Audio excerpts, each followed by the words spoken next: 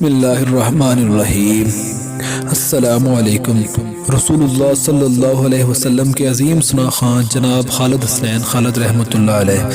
خالد حسنین صاحب چکوال سٹی کے رہائشی جبکہ اپنے والدین کے اکلوتے فرزند تھے۔ انہوں نے علوم اسلامیہ کی تحصیل کے لیے دارالعلوم محمدیہ غوثیہ بیرا شریف کی شاخ چک شہزاد اسلام آباد کا انتخاب کیا اور وہاں سے درس نظامی کی تکمیل کی۔ نعت خوانی میں بہت نام کمایا بلکہ اپنا لوہا منوایا۔ وہ ہمیشہ کلام کو سمجھ کر پڑھا کرتے۔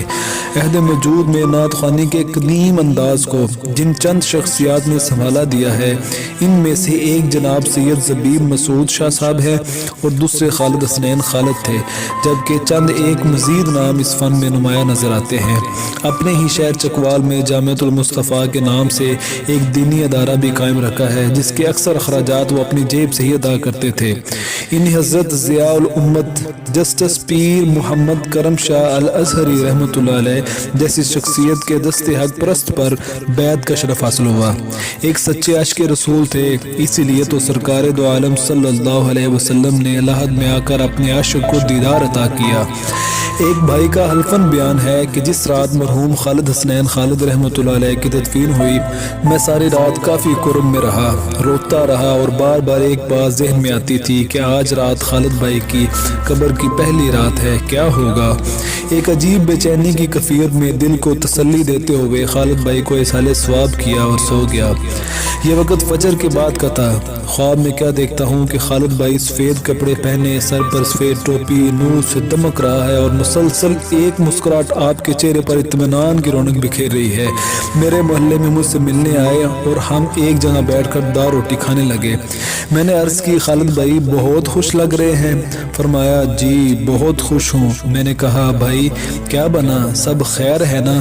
تو دونوں کانوں کو پکڑ کر ہنستے ہوئے اپنی پنجابی زبان میں بولے، یار فرشتے بہت خوفناک تھے، ان کی آنکھیں بڑی بڑی تھی، میں گھبرا گیا تھا۔ میں نے جیسے ہی یہ سنا چونک کر پوچھا، خالد بھائی سب خیر تو ہے نا؟ مسکرا کر بولے، جی جی سب خیر ہے۔ جب وہ فرشتے میری طرف بڑھے تو اچانک حضور پاک صلی اللہ علیہ وسلم آگے مجھے بازو سے پکڑا اور اپنے پیچھے چھپا لیا اور کہا، تم جاؤ میں انہیں دیکھ لوں گا۔ تو بس میں نکل آیا، کسی نے کچھ نہیں کہا مجھے۔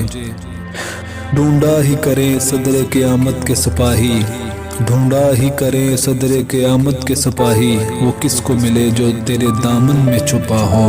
یاد رہے، شریعت میں غیر نبی کا خواب دلیل نہیں، مگر اچھے خواب بیان کرنے کی ترغیب حدیث مبارکہ سے ہمیں ملتی ہے۔ اور جس شخصیت کے لیے لاکھوں مسلمانوں کی آنکھیں اشکبار ہو جائیں، ہزاروں جس کے جنازے میں شریک ہوں، ہمارا حسن ظن ہے اللہ سے کہ وہ بلا شبہ اللہ کے انعام یافتہ بندوں میں سے ایک تھے۔ اللہ کی کروڑوں رحمتیں ہوں خالد بھائی پر، اللہ ان کے درجات بلند فرمائے۔